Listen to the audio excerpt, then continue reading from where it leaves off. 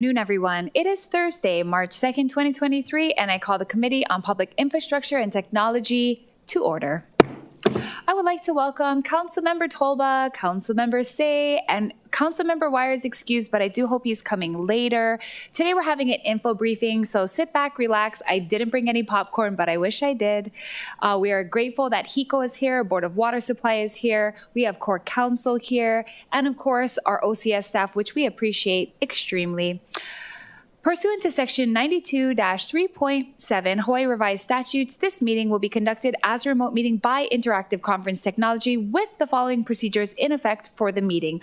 We have one testifier, our good friend Angela, and I do think she knows these rules. So we're going to have her state her name and make sure to identify what she's testifying on. Of course, friendly tips for her would be to video conference in quiet location if possible and remain to the time allotted. Once all the remote testifiers have testified, I will proceed to in-person testimony if there is any in the council chambers. Persons who have not registered will be given an opportunity to speak following the oral testimonies of registered speakers. HRS Section 92-3.7 requires votes at all remote meetings to be conducted by roll call. We will not be taking any votes today. Written testimonies include the testifier's address, email address, phone number, and will be available to the public as described on the posted agenda. Courtesy for all of those who are here, please turn off your cell phones. Welcome, Councilmember Wire. Nice to see you. Let us, prior to our informational briefing, take our testimony, please. I do believe she is online. And we do want to thank Angela for joining us today. Angela, would you like to start off your testimony or our informational briefing? I'm so sorry. I think there's some technical difficulties. Hey, aloha, Chair, Vice Chair, and the committee. Can you hear me right now? Yes, we can. The Wi-Fi is bad at the Capitol, and it looks like you're at the Capitol. So proceed. Yes, okay, yeah, I'm on the bottom floor right now. So, I'm just going to testify in support on behalf of CARES. Okay, sounds great. Thank you. Bye. Okay, thank you so much. Bye. All right, council members, is there anybody else in the chambers wanting to testify? I see none. Let's move ahead with our first presentation by Hawaiian Electric Company. We have Vice President of Community and Government Relations, Mr. Jim Kelly. Welcome. Good afternoon. Thank you for having me, Chair. I will try to keep this as informative and slightly entertaining as possible. So, and I assume if you have questions, you'll just jump in and hopefully I can answer. So, let's start out with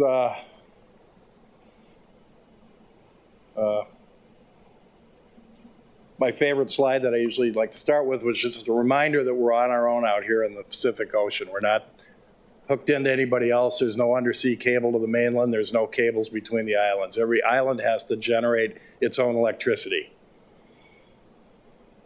So just in the last 10 years, Hawaii has really come a long way.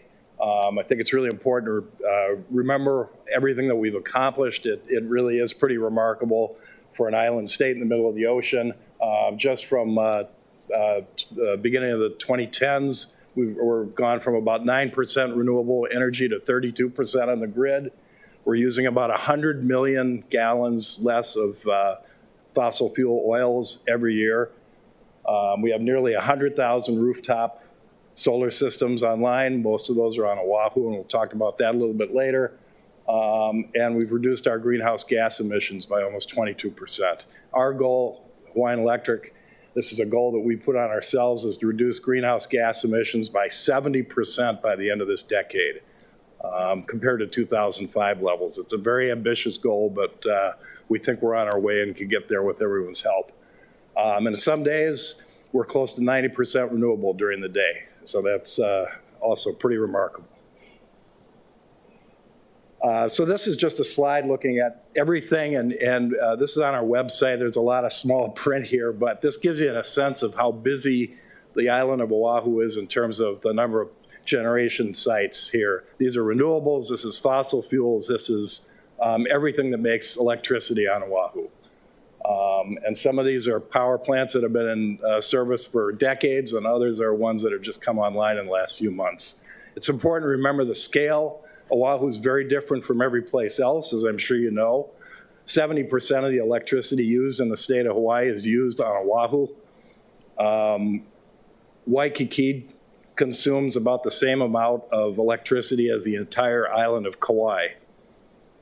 We have over 400,000 customers on Oahu, and which is, Maui is about 70,000 and roughly about the same on Hawaii Island. These are just kind of a listing of some of the projects that are either online very recently. The Waiava Solar Project up in Mililani, that just came online a couple weeks ago. And some of these other projects will be coming online in the next year. These are all going to really help. Oh, thank you. These are going to really help move us toward getting off the transition, getting off of fossil fuels. Yeah, thanks. And replacing those with renewables.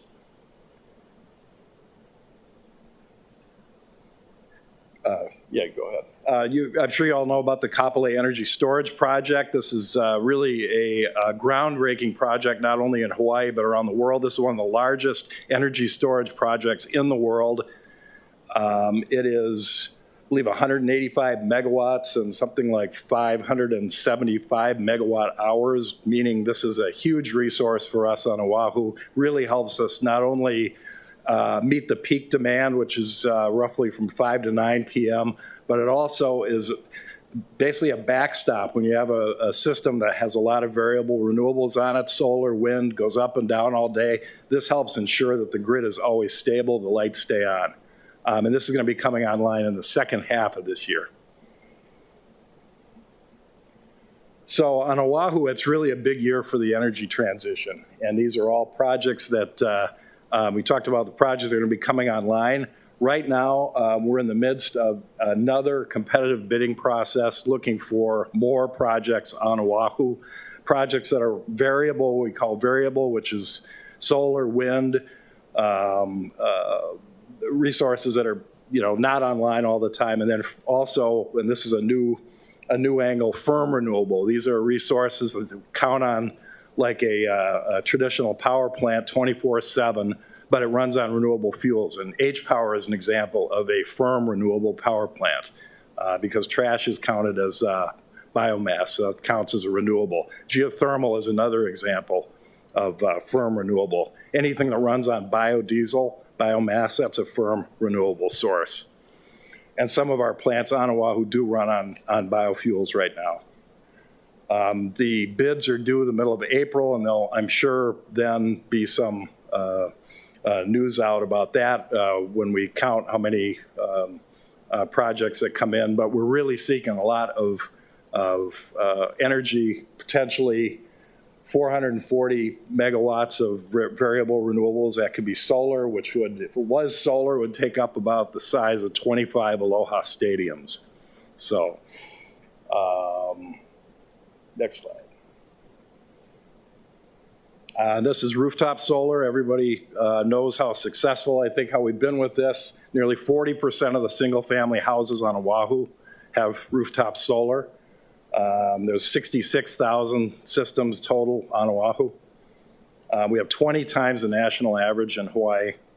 And really want to make a note that recently the DPP set up a task force to work with Hawaiian Electric. We're on the task force, solar contractors, and work through some of the permitting issues that I'm sure you've heard about. And this is, we're finding with not just rooftop solar, but lots of projects, getting everybody in the room together, trying to figure out what the problem is, work the problem face to face.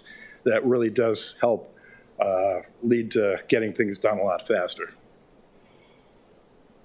Yeah, so this is one of my favorite slides. So if we were running a classic car lot, we'd actually be pretty successful. These are the ages of some of the generators that we have on our system. Going back to, as you can see, 1947.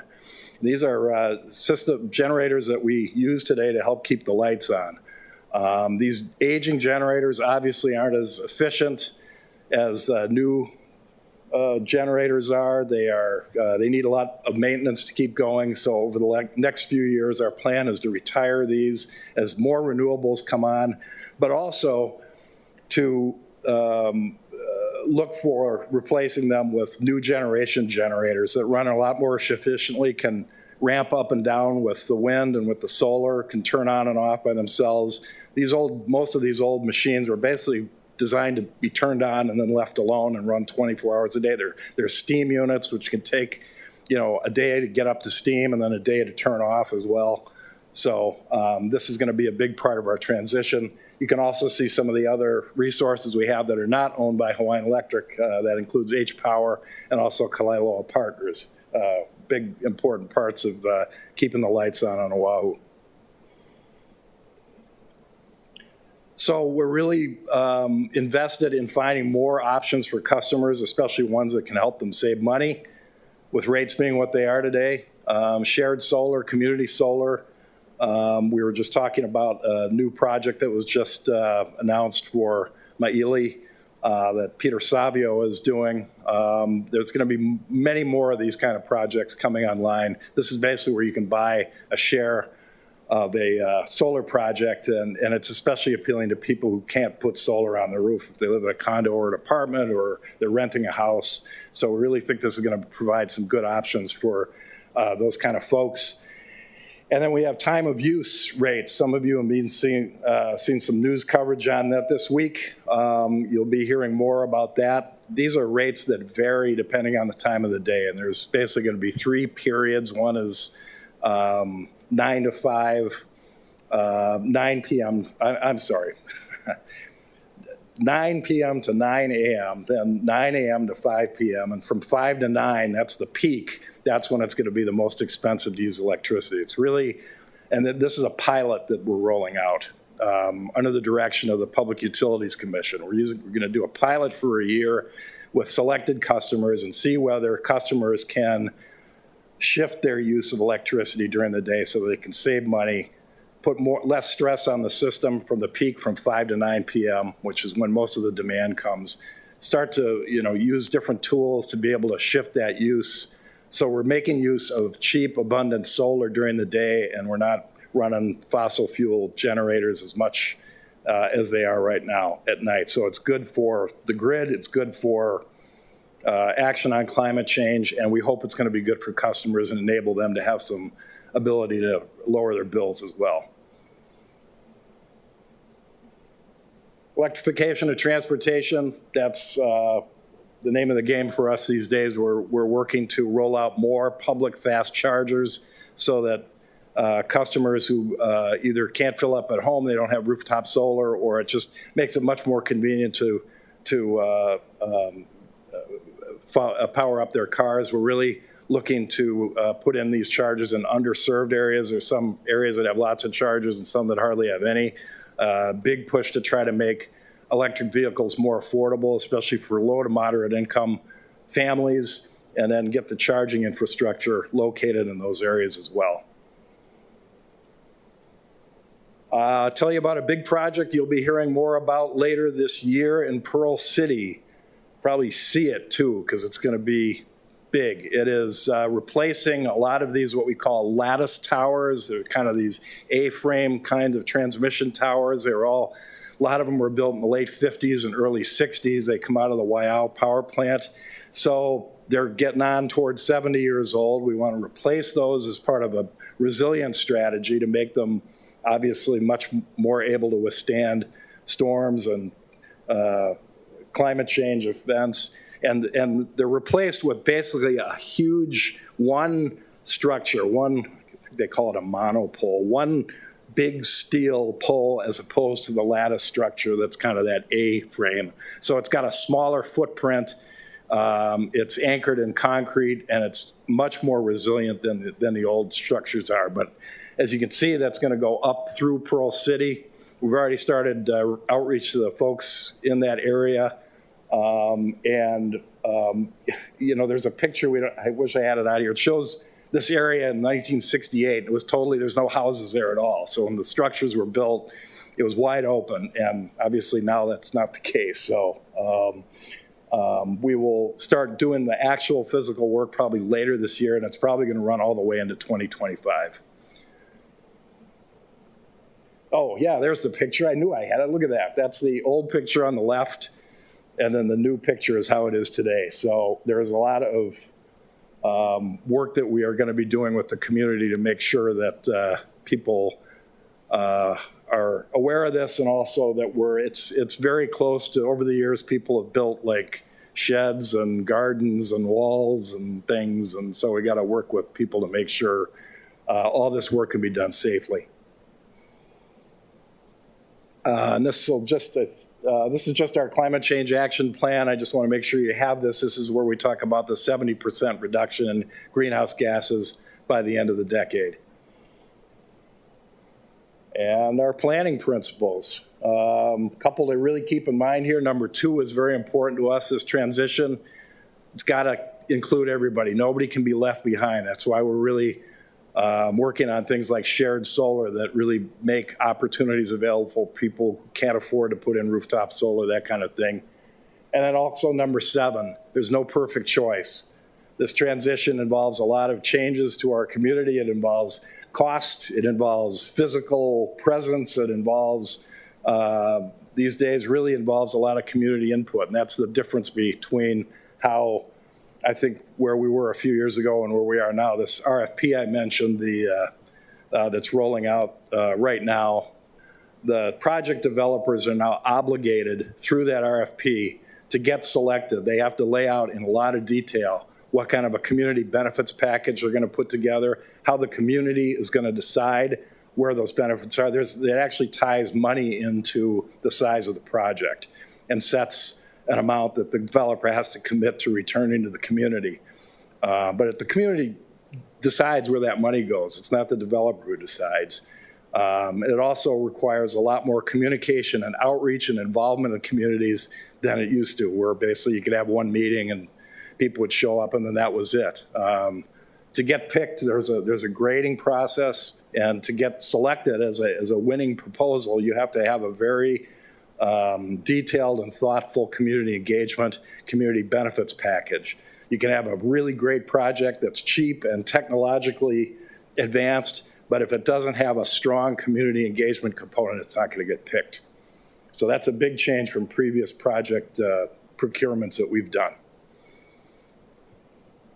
I think that's it for me. Can I take any questions? Okay, sounds good. Council members, any questions from you? Go ahead, Councilmember Toba. You just talked about community support. What are some of the examples, maybe like in other states, where communities can get some of the supports from the big solar companies? Yeah, I think mostly what people are asking for, and that we've heard here, it's not so much people are saying, no, I don't want a project in my community. What we're hearing is, okay, what's in it for us? What are we going to get out of it? And I think that's a really positive way to look at this. In other states where we've looked at this, we're kind of, as with a lot of this, we're kind of leading the way. There's not a lot of other states that require the kind of detailed community engagement and community benefits the way that we are now. But we're trying to look for good models nationally, and the main thing is for people to feel like they have a place at the table. You know, the whole PUC regulatory process, our process, it's hard for average people to kind of participate in that because they don't know how it works. And you say, oh, well, we had a public meeting last week, and sorry you didn't hear about it. Mm-hmm. This is really trying to make sure that everybody understands how they can participate, when the meetings are held, what they can do, and have it come from the community back, not just us or the developer saying, okay, well, we're going to give you $100,000 and, clean up the park. You guys tell us what you need. No, that's awesome. You know why? Because we always try to find ways to, like, either clean our parks or find different ways to, benefit the community. And because, my side, it is growing, but you also get one side of my district that's very old, that cannot afford the solar on their roofs. And that's what I'm worrying about. So, like, when you talk about community, engagement, what does that look like? Can they maybe build something for the community where they, communities can, I don't know. So I'm just asking maybe of examples, where companies came in and it benefited the community so that it takes the burden off of maybe some of us and getting projects done. Well, I think Councilmember Wire can give an example, but definitely on the North Shore, because of the wind turbines, there was this whole discussion. So I'm like half on this, but I'll save my comments for later. I think we're going in the right direction, though. So better than before. I'll say that much. Thank you. Councilmember Oh, Talbot. I'm good. Thank you. Councilmember Wire, go ahead. Mahalo, Chair. And mahalo for being here. I was just curious regarding the 40% rooftop solar on single-family residents. Has that peaked? Are we seeing that go up every year, that amount? No, it's still going up. And right now we have this battery bonus program, which is paying people to either expand their existing solar or put in new. But it's the next generation. It's requiring people to put in a battery because that's what really helps the grid. If people, and especially with time of use rates, if you're using your own electricity from 5 to 9, you're not drawing it from the grid, that's keeping down the amount of fossil fuels we're using to meet the demand, and it's also going to save you some money in the long run. Okay. Is there a projection of how high we can get that number just on the rate we're going? To hit the 70% reduction in greenhouse gas emissions that we're trying to do, we're saying we need to add another 50,000 rooftop solar systems by the end of the decade. So we have like 97,000 right now. We're doing about 4,000 or 5,000 a year new. We gotta bump that up a little bit. And of course, makes sense. Yeah, and I think this work with DPP is gonna help move that along too. Awesome. Do you know, is it fair to say the rate's probably lower on commercial because the nature of the property or even government buildings? Do we know? No, actually, commercial customers pay, commercial and industrial customers pay 2/3 of the revenue that come into our company, even though they are less than 1/3 of the number of customers. So they actually, there is a subsidy of residential customers by commercial customers and industrial customers. And sorry, I meant the rooftop solar rate. So the number of properties with rooftop solar, you're saying they're a larger chunk? Or you're just saying they pay more? Oh, I'm sorry. I thought you were just talking about commercial properties. Yeah, my mistake. General. That wasn't clear. But so it sounds like they pay more, but then I was just curious, do we know if that's keeping up, like if they're doing rooftop solar on I think most commercial properties that can physically do it have looked into it at least. 90% of the rooftop solar is residential at this point. So, there's just a lot of constraints on what people can put on their roofs and how it works and whether the payback is there for them. But we're about to send out a survey where we ask people, look, do you have a parking lot that you could put solar over? Do you have a flat roof? That we were really trying to, and landowners as well, we did this a couple of years ago. We want to be able to say to the developers, look, here's some land that is in a good solar irradiant zone that maybe you and the landlord can get together and talk about whether this would be a great place for a project. Or maybe there's just a big parking lot that could stand putting up some solar over it. That makes sense. Is the solicitation for proposals on your website? Yes. Okay, so we can find it. Excruciating detail, yes. Okay, good, because like Chair mentioned, I'd like to see kind of what the outline is for community engagement. And yeah, there's a big part of the solicitation. You'll see, you kind of got to have to go through it, but there's a big section about what they're required to do. This isn't just a suggestion. They've got to do this if they're going to get their bid through. Appreciate that. And last question, Chair. Thank you. There's been a lot of conversation just about what wind looks like on Oahu or even statewide. And I'm curious, both in the short term and long term, what your thoughts are in terms of what role, wind energy is going to play in this whole framework. Because, as you know, there's a lot of community concerns about it. Yeah, I mean, there's other, every technology has community concerns attached to it. I mean, a few years ago, everybody was fairly okay with solar, large-scale solar, and now there's actually quite, a bit of concern about that. And so, wind is one of those, when we look at what can we get online by the end of the decade, which is what we're really, if we don't get this work done this decade, hitting that 25-45 goal is going to be really tough. So we're trying to get everything done honestly, wind is one of those projects that is you can get a solar battery utility scale project done probably best case in like 5 years.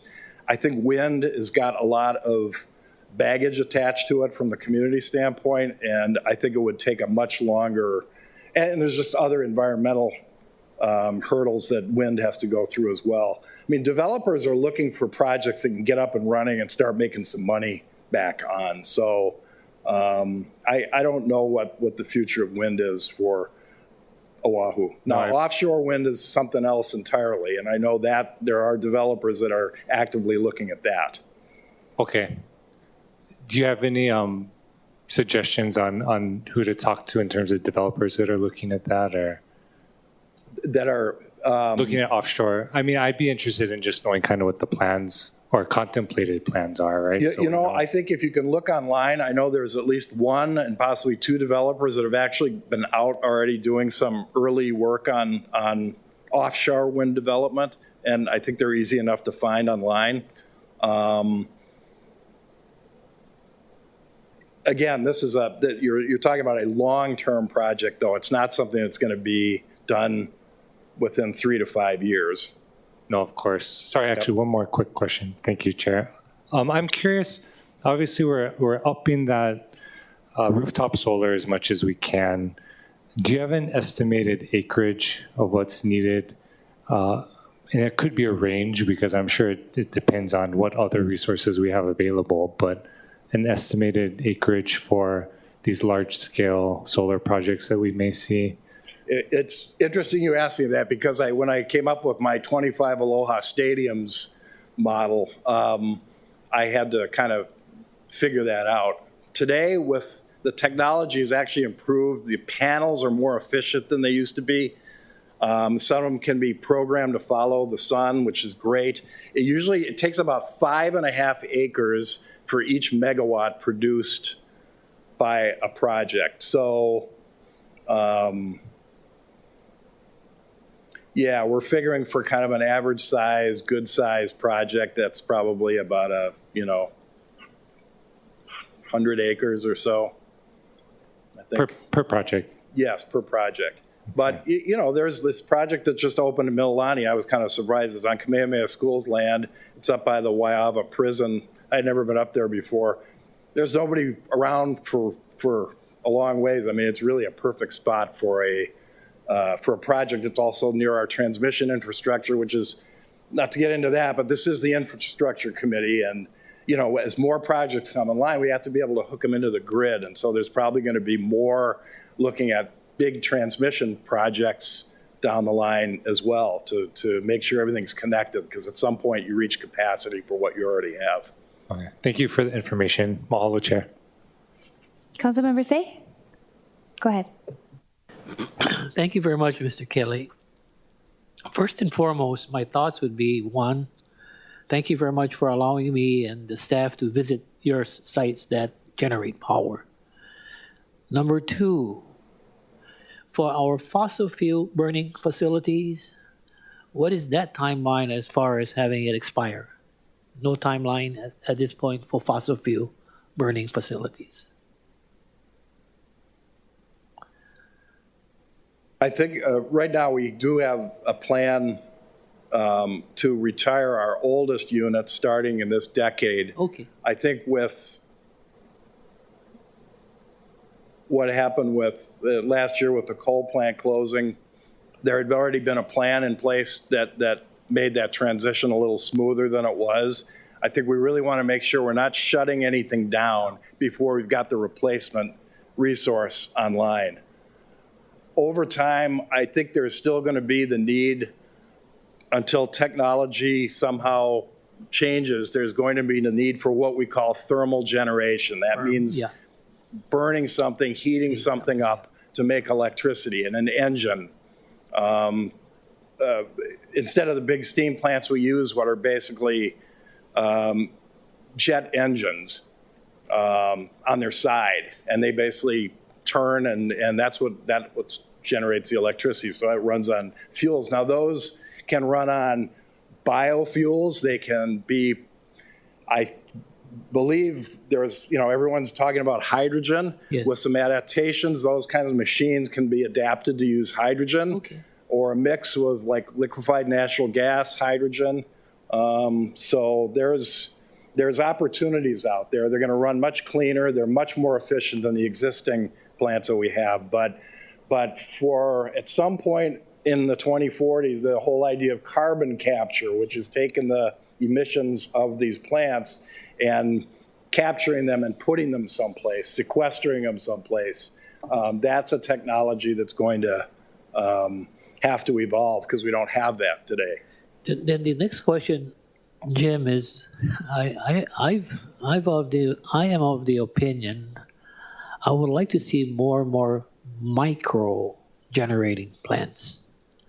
That way, if we have a major catastrophe or a natural disaster that affects the power lines that you're trying to replace the latest with, you have these micros throughout the county of Oahu that will back it up, or it will not be impacted as greatly, just like what happened with the California wildfire. Any thoughts on micro? Yeah, no, we're right now in the process of doing a microgrid project on the Big Island in North Kohala, because they're really, right now they're supplied by one line, and that line goes out, then the lights go out. And so we've got a really good project that we hope is going to be almost like a demonstration project that runs on solar, batteries. There's also a conventional generator, because you got to keep in mind with the microgrid, there still has to be something making electricity within that grid. Yeah. And so, but we're really excited about that project. We've looked at that for the windward side, because I'm sure you know the windward side is vulnerable. The lines that run over the coalouts, that's it. That's where the electricity comes from.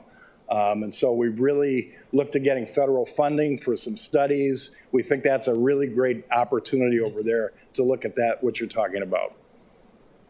Okay, then the other question, because I was involved in the opposition of the 138 kV before. Oh, okay. That was in the 70s and early 80s. I'm just wondering today,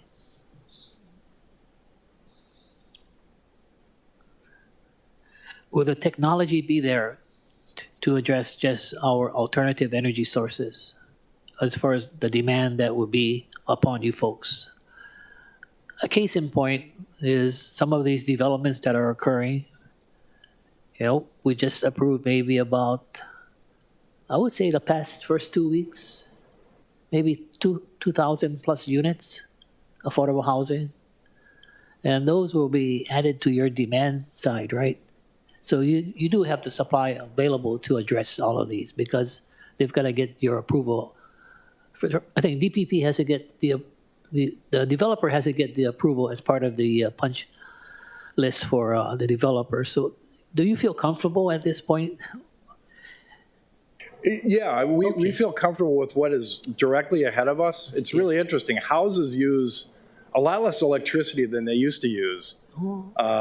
Like right now, the average house in Hawaii, I think, uses like 550 kilowatt hours a month, which really isn't that much. I mean, back in the 70s, it was like 800 kilowatt hours. Just think about the old TV and how hot it used to get, and all of, the refrigerator, all the appliances are so much more efficient now. So I think we're good in the short term, but long term, I don't want to leave the impression, if we're going to electrify a lot of the transportation industry, harbors, what we're looking at, the demand we project on Oahu is we're going to have to generate twice the amount of electricity we're generating today.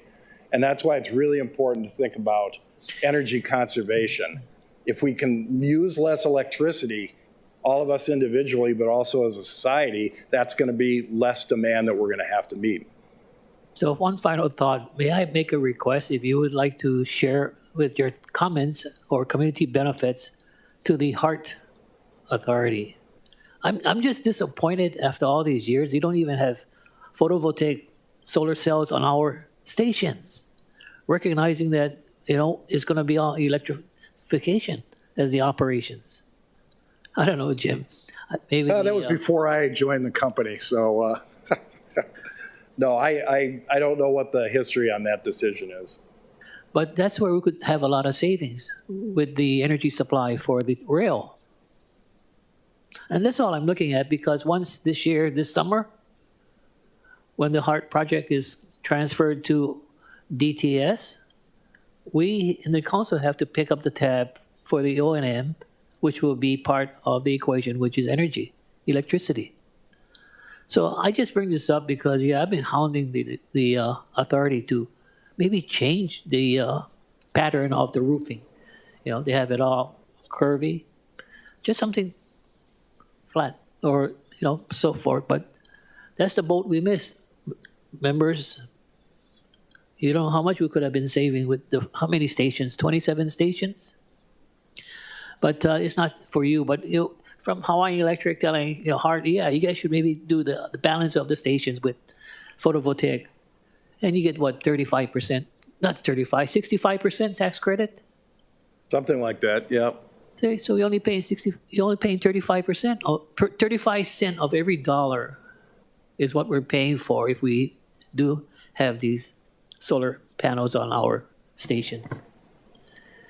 I think Councilmember Toba, Councilmember Wire will have to address that in the next decade to find out where you're going to find your resources to balance your budget. But I'm hopeful that Hart is listening to us this afternoon also. Thank you very much, Madam Chair. Thank you. So has Hart ever talked to you about any energy savings? I have to assume that they have. I mean, this project has been going on for a long time. I don't personally know, but I have to assume that that was looked at. But I'll also say a lot of people think that the amount of electricity that Hart is going to take is some immense amount, and I don't want to give a number because I'm sure I'll mess it up. But it's not huge, but it's it's significant. But well, over here we got to pinch every penny. Yes, so no understood. matter if big or small, we got to get the solar panels up there. Yep.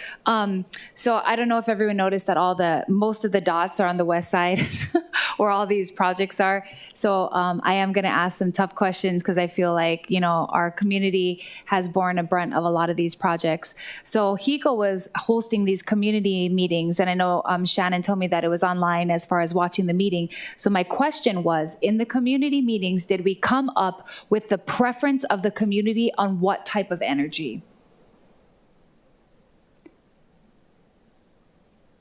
I don't know that it got into what type of energy. I think it was what kind of a footprint projects leave. There was clearly a preference for developing existing property and repowering maybe existing facilities as opposed to taking a greenfield and putting in a solar farm. Understood. I think, my concern, and I brought this up to the Office of Energy as well, is prior to a RFP that then will ask for community input is what type of energy does this community want, whether wind or solar or geothermal, so that we're not fighting against an RFP that's already been issued for the project that we already oppose, because then it's too late at that point. So that's where I think the community input needs to be on the front end of what types of projects are put in and where and how close to other places. The second thing is with the community benefits package, which I'm excited about because, of course, benefiting the community is something we all are in favor of. But I do think that it gets difficult when it's not clear who will decide the community benefits package. People who show up at the meeting, neighborhood board members. I know as of right now, it's not city council members. I mean, we can attend the meeting and give our input, but I think we need to be careful, because I think at the end of the day, if certain entities are making that decision, like, oh yeah, in Waipahu, they really need a bus depot.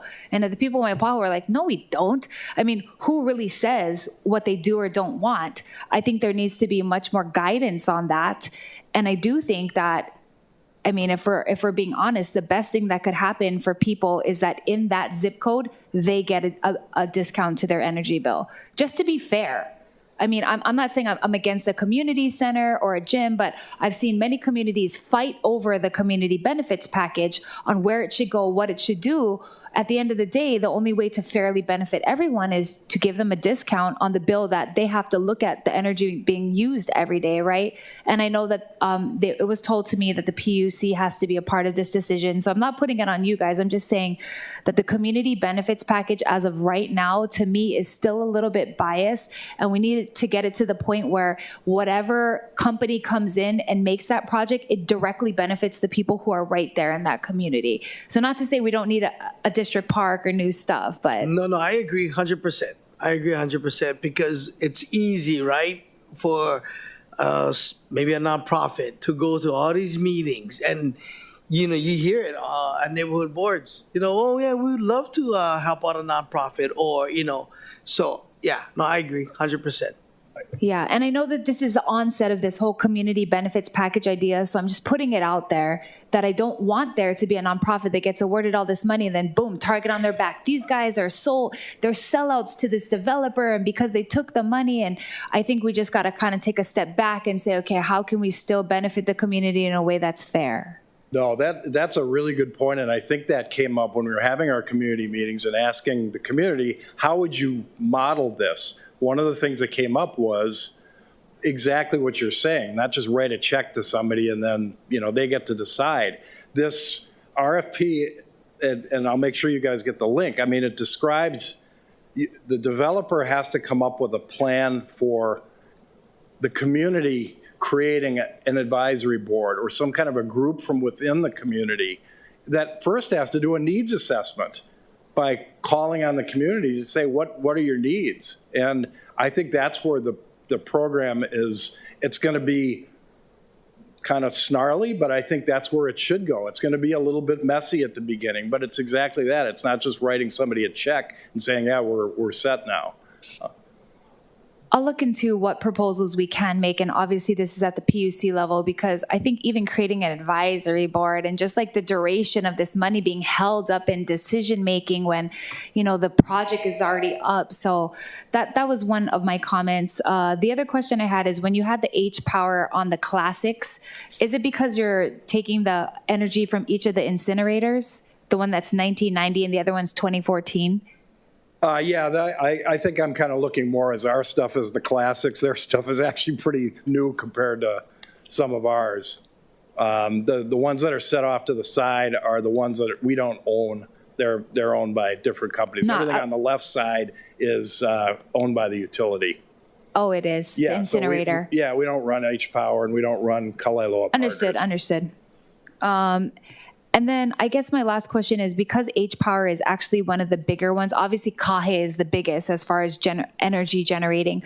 You guys are capturing basically the energy that's coming from the burnt fuel, but also from the flame that's being lit, like as far as capturing the carbon and stuff, or what energy are you capturing? It's basically, they're burning the fuel to run a turbine that generates the electricity. So it's like we were talking about thermal generation. It's basically... So correct me if I'm wrong, but like in a landfill, isn't there like gases that are coming up from that? You could capture that gas and use that to turn a turbine and generate electricity. Because I was looking, because Waimanalo Gulch is not on here, meaning no, we don't have anything. We don't capture any energy there. No. FYI, guys, we have a landfill that we're just letting energy go up into the atmosphere. I have asked about that. I mean, obviously, we want the landfill closed anyways. But if we do make another landfill, we need to be capturing that, because those are some of the highest generating places that we can get. I mean, I do think it's just money left on the table, just in addition to solar panels on the rail. We'll make a long list of money left on the table. Yeah. I really do appreciate everything you guys do, and thank you for letting us know everything that's going on. Members, any other questions? Okay, if not, thank you, Mr. Kelly. Thank you, Ms. Olivado. Thank you for being here. I'm always happy to come back if you want to go further on anything else. Thank you. Mahalo.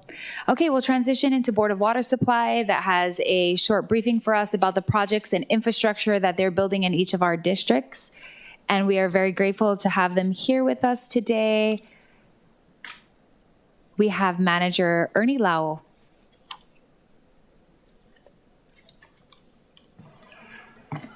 Aloha, Chair and members. Ernie Lau, Manager and Chief Engineer of the Board of Water Supply. I also have with me my acting program administrator, Jadine Urasaki. She's the head of our capital projects division. So a lot of this work and design and construction is actually handled by that division. Thank you. So we have a short presentation be available for questions. Next, please.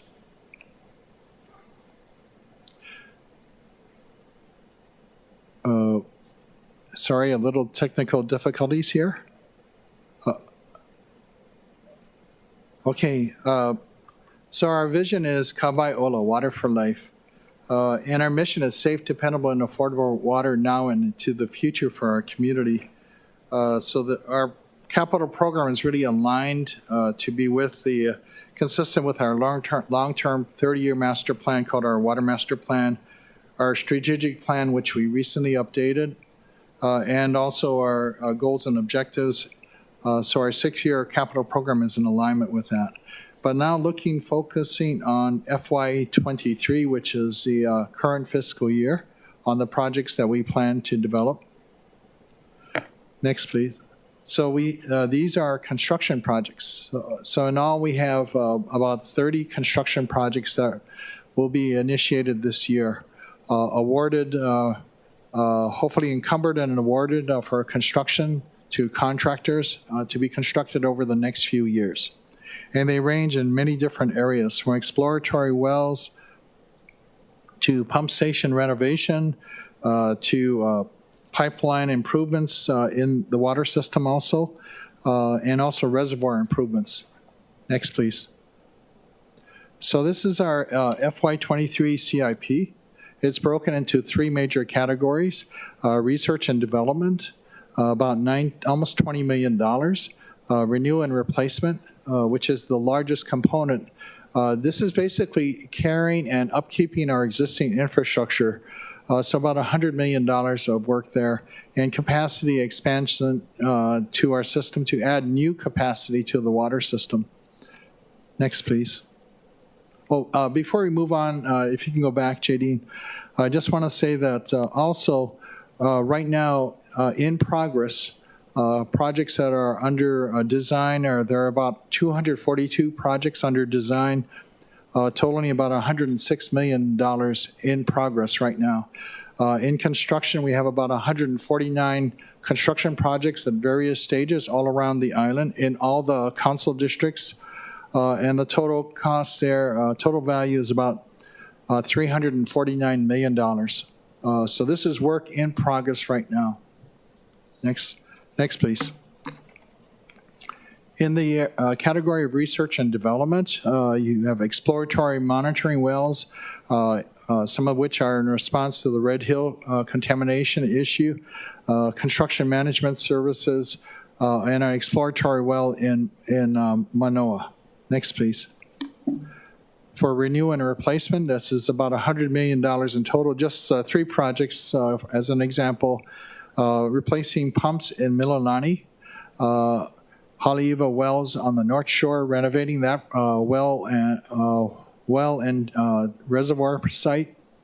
Also, Honolulu wells 2, which is in the council chair's district, replacing some of the electrical equipment needed to power up the pumps. Next, please. Renew and replacement, our largest assets in our system, in the water system infrastructure, you have water sources, wells and tunnels and shafts. Then you also have reservoir storage. These are basically enclosed concrete tanks, different locations around the island that store up to about 200 million gallons of water every day.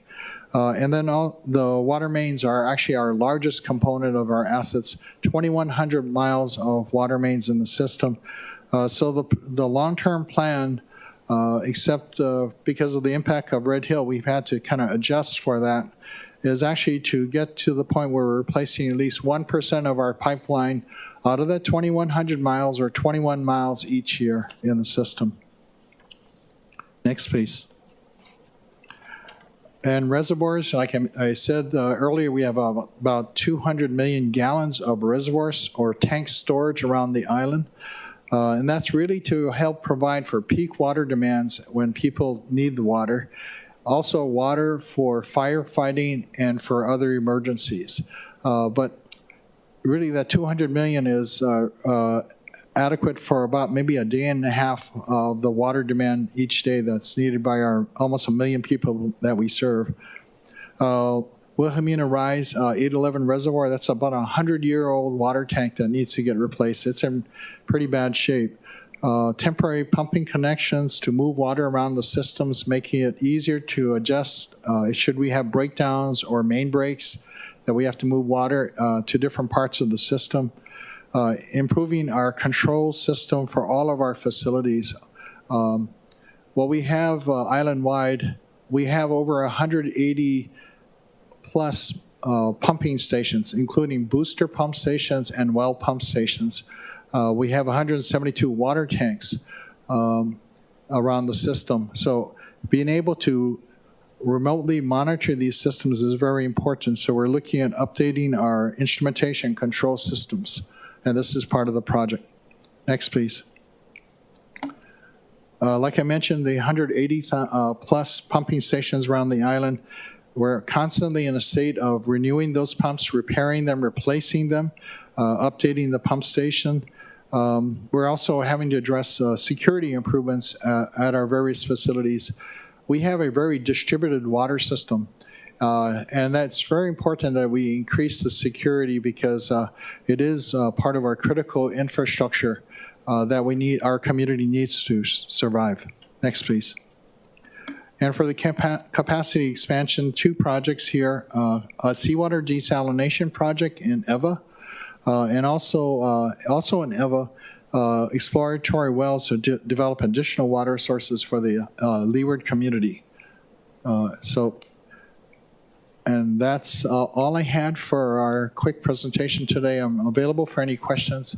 I do want to also say that Hawaiian Electric, Jim Kelly went first, and we were trying to work very closely with Hawaiian Electric because I'll just tell you this number that that I was really shocked to see. In 2020, our annual electricity bill was about $24 million. In 2023, we're projecting that bill is going to be about $37 million. And this is, you know, we have to pump or produce about 145 million gallons of water every day for our community to meet the demands of 1 million people. And it requires electricity. That's a cost, a fixed cost that we have no choice but to pay. That's really been increasing. So if you ask me, what have we tried to do to kind of manage that cost? Because it's really increasing at a rapid rate. We did embark a number of years ago on what we call an energy savings performance contracting project, something that the city is also doing here. Basically through energy efficiency measures and also generation of renewable energy, we try to reduce the number of kilowatt hours we have to purchase from Hawaiian Electric every year. That project right now, you know, we have about 3 megawatts of renewable energy that's installed on the ground at some of our sites, also on the roofs of some of our reservoirs, and also here at Beretania where we have CARP elevated PV panels over the parking lots for our employees in our fleet. So in total, we're looking at about 3 megawatts. That's helped to, I think, soften the blow of energy price increases, but it doesn't take it away. So we look forward to working with Hawaiian Electric. You know, Jim mentioned the time of use rates. We're actually probably a good candidate for that because we pump water during parts of the day to our water tanks, and the tanks store the water for the demand during that day. And the tanks, you know, kind of just go through the cycle of emptying and filling. So if we can leverage our tanks, which are in a way like storing energy in batteries, using the tank storage. So time of use rates, I'm going to follow up on that with the Hawaiian Electric, and also if necessary, talk to the PUC if they need any support there. The other area that we did a pilot that was completed maybe about a year ago, the area of demand response, because we have large horsepower pumps. So when they run, they use a lot of electricity. So if we can work with HECO to, when they need to, say, shed load or transfer load when in the time when demand is low, but you have a lot of renewables available, fill that load by having us pump. And then during the evenings when demand is high in their system and they don't have much renewables, then maybe we should cut off and turn off the pumps so that we can feed the demand for water from our water tanks. So we did a pilot project in Makakilo, and that looked very promising. So we're looking to follow up with One Electric on the demand response program. But time of use also, I think there's good opportunity there. I'm available for any questions. I'll send a letter into the PUC because they're actually randomly choosing the 10,000 people that they're putting into the time of use pilot, but you guys should get into that. I didn't even know that you guys were paying that much for electricity. It is shocking, but most of our water is 100% groundwater, except for the seawater desal plant when we develop it. It is the cost has just been going up quite high. So. Yeah, $37 million is a lot to pay for electricity. I have other thoughts, but I'll open up to the members, please, for questions for Mr. Lau. Go ahead. Thank you, Chair. And just a few. And thank you, Chief Engineer, for being here. I was curious with the desalination plant. I know it's just one of, one not meant to, I guess, be our main supply of water, but is there a long-term discussion of what desalination looks like? Like, do we see that increasing in use outside of just this particular plant? That's a very good question.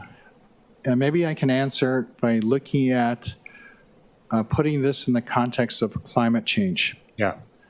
I think what we're seeing, and I just was thinking about this, we're seeing extreme weather events, either going from very dry to very wet, going from cold to heat, along with sea level rise, the changes in the climate, maybe the changes in the wind patterns, because we depend on rainfall to recharge our underground aquifer.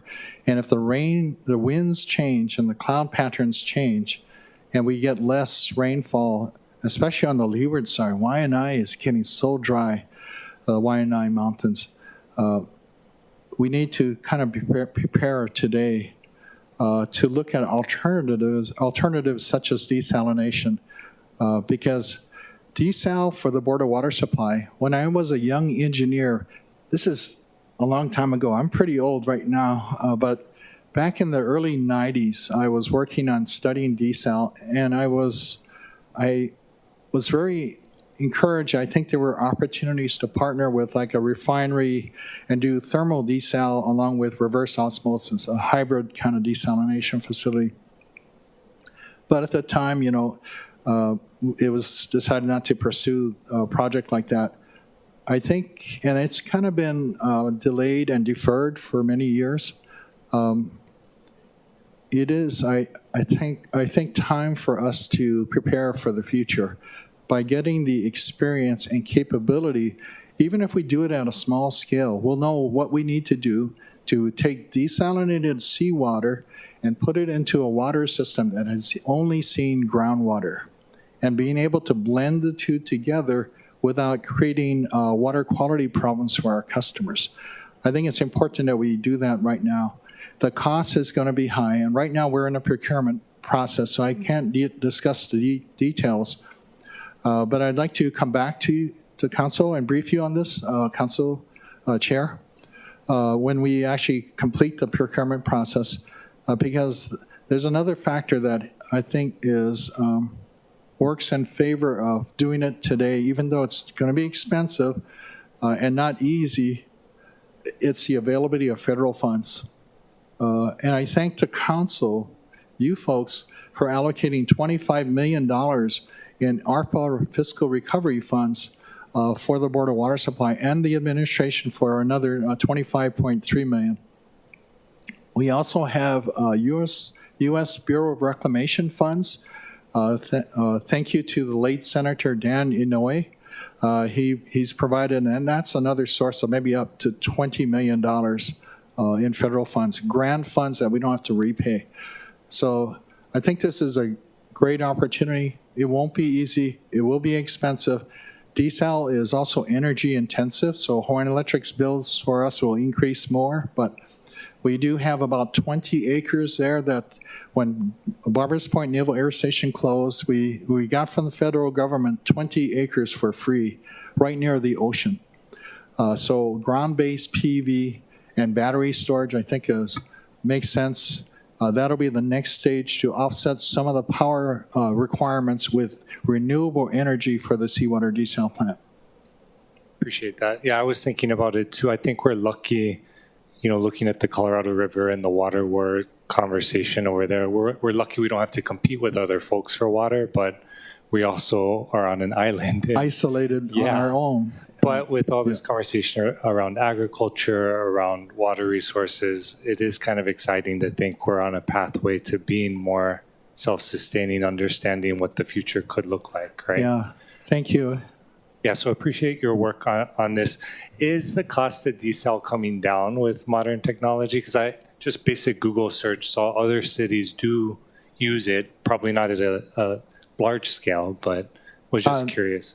Actually, it is coming down. So the reverse osmosis is basically taking seawater and passing it under pressure through a membrane that'll reject the salts, that'll remove the salts that are in the seawater and give you pure water. So the pressures that they operate at, I think those pressures are coming down.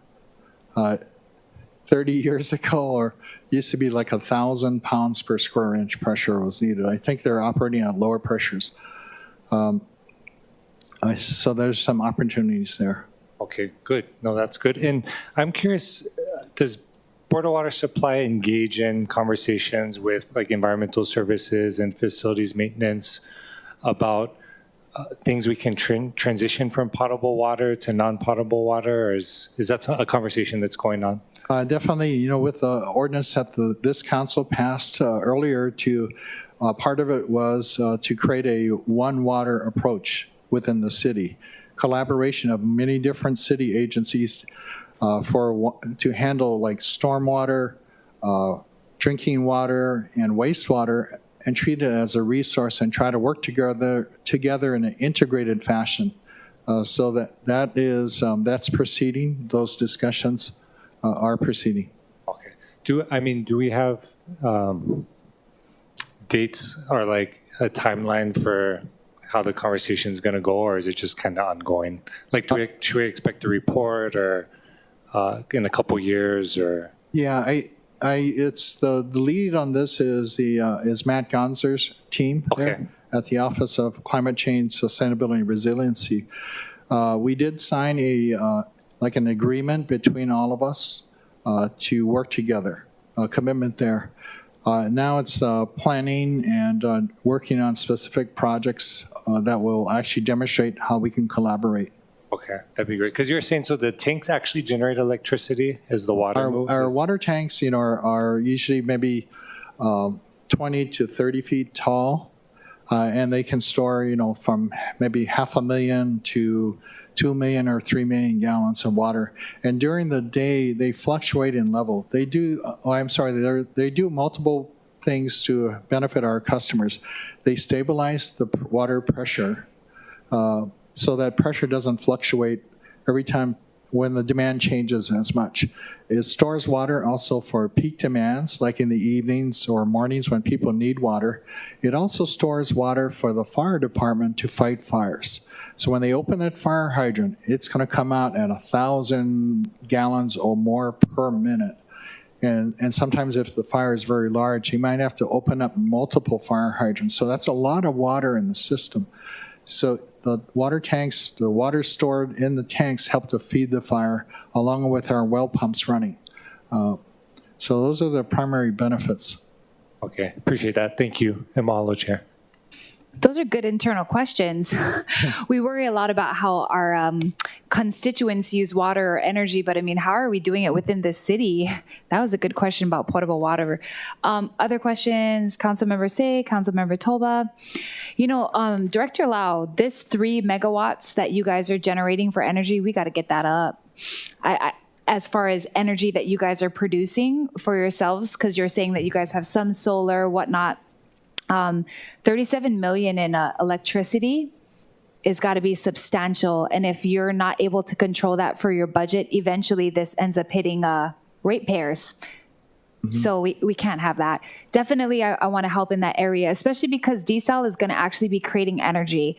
And so we need to figure out how to actually hone in and harbor and capture the energy that's going to be created with it so that we're not losing energy that we could maybe use to bring down your electric bills and or even power your own plant. We have Par Hawaii in Kalailoa, and they actually they produce the fuel for all of the jets, all Hawaiian Airlines, everything.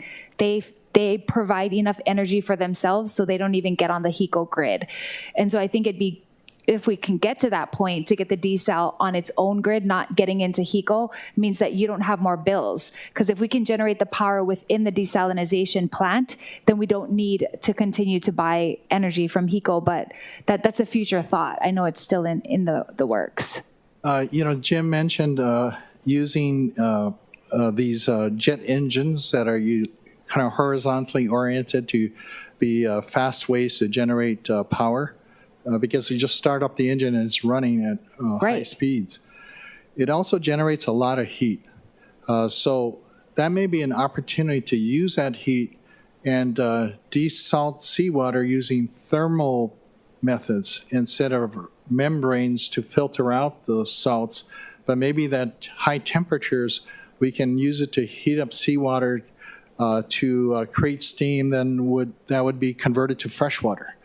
So that might be an opportunity. And our location is right near the refinery there. Oh yeah, it's real close to it. They're like a neighbor. So they also maybe could use the heat for their processing. So I think co-locating really makes a lot of sense here. Looking for those opportunities from the way I look at it is.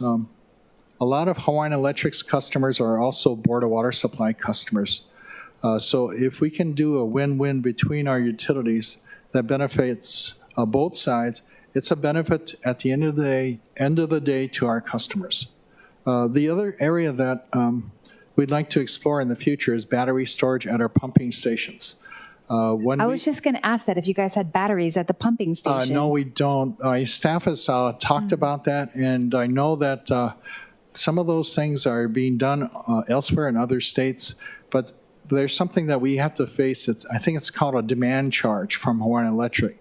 So if we can store power at the pump stations, when the pump starts up initially, maybe the power can come from the battery and reduce the burden on Hawaiian Electric system.